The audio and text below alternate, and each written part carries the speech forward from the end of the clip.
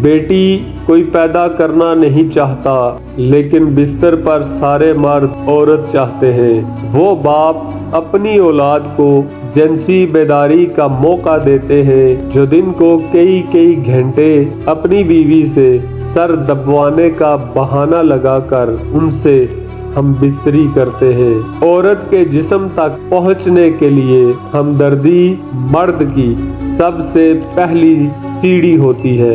अगर ये मुआशरा कोठे पर जाने वाले बेगैरत और शहवानियत से भरे मर्द पैदा कर सकता है, तो इस मुआशरे से रंडी पैदा करने पर हैरानगी क्यों होती है। जब तक खरीदार मौजूद होंगे, बाजार में माल आता रहेगा। कोई लड़की किसी से मोहब्बत करे तो ये जरूरी नहीं कि वो बद किरदार हो।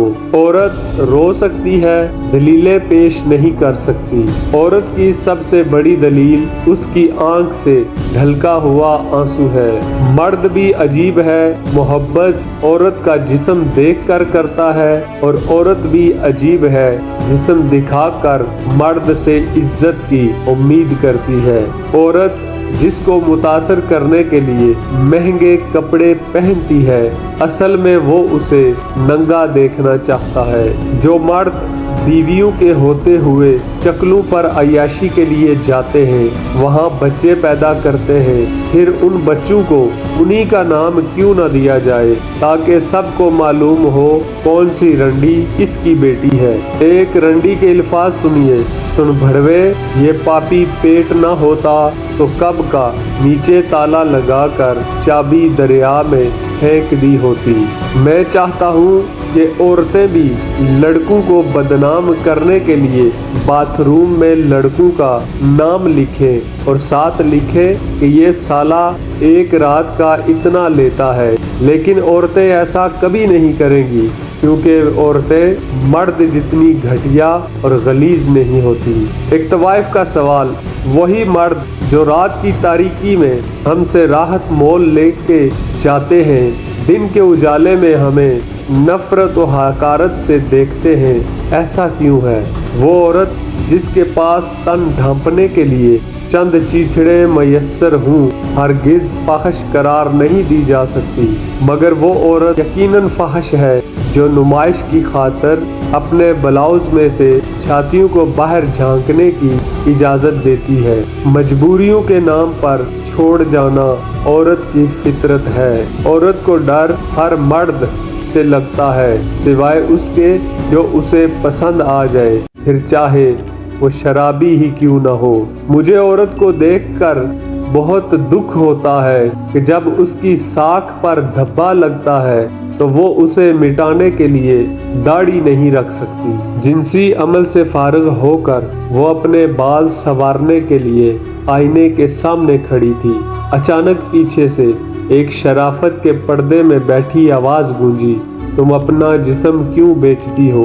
तवाइफ ने हंसते हुए जवाब दिया, साहेब, हम ही वो बकरियां हैं जो तुम्हारे अंदर छुपे वहशी दरिंदे को अपना जिस्म का गोश्त पेश करके उसकी भूख मिटाती है, वरना तुम्हारी आंखें तो खून के रिश्तों वाली छातियों पर भी मरकूज हूँ। मिंटू का अदालत में जज के रूबरू बयान, मेरे अल्फाज गंदे नहीं, तुम्हारी सोच गंदी है।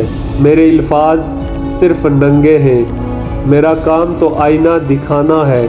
अगर आपका चेहरा बदसूरत, गर्द आलूद, बदनुमा है तो वैसा ही नजर आएगा, इसमें मेरा क्या कसूर। अगर निकाह की कीमत 12 लाख और जिना की कीमत 1000 हो जाएगी तो लोग निकाह नहीं जिना करेंगे।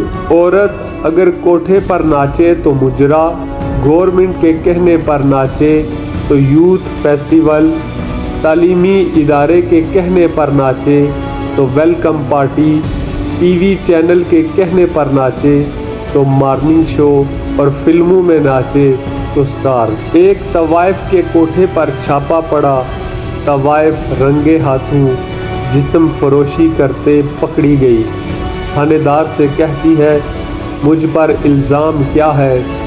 थानेदार ने कहा, तुम जिस्म फरोशी करती हुए पकड़ी गई हो। तवाइफ ने कहा, یہ تو میرا پیشہ ہے، مجھ پر الزام کیا ہے۔